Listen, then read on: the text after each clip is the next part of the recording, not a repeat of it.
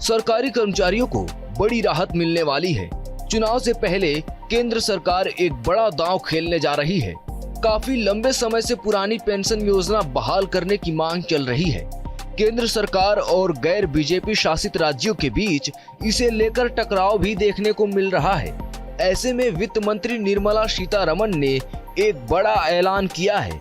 अब नई पेंशन योजना में सुधार की गुंजाइश को देखते हुए वित्त सचिव की अगुवाई में एक कमेटी गठित की जाएगी।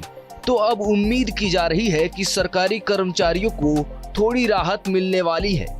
आइए समझते हैं कि पुरानी पेंशन योजना में ऐसा क्या है जिसकी वजह से उसे दोबारा लागू करने की मांग की जा रही है और इस नई पेंशन योजना से क्या नुकसान है।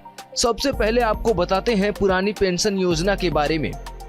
इस योजना में कर्मचारी को रिटायरमेंट के समय वेतन का आधा हिस्सा पेंशन के रूप में दिया जाता है। पुरानी पेंशन योजना के तहत जनरल प्रोविडेंट फंड का प्रावधान किया गया है। इस योजना में कर्मचारी को 20 लाख रुपए तक की ग्रेच्युटी पाने की सुविधा है। हर 6 महीने के बाद डीए बढ़ाया जाता है।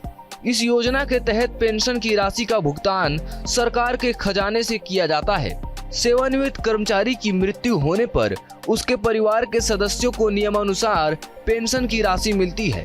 इस योजना में कर्मचारी के वेतन से कोई राशि नहीं काटी जाती है। और अब हम आपको बताते हैं नई पेंशन योजना के बारे में जिसका विरोध किया जा रहा है। नई पेंशन योजना बेसिक सैलरी और डीए का 10% हिस्सा कटता है। राष्ट्रीय पेंशन योजना पूरी तरह से शेयर बाजार की चाल पर आधारित है। इसमें 60 साल के बाद पेंशन पाने के लिए एनपीएस फंड का 40% निवेश करना होता है, यानी आपको 60% पैसे में से पेंशन मिलती है।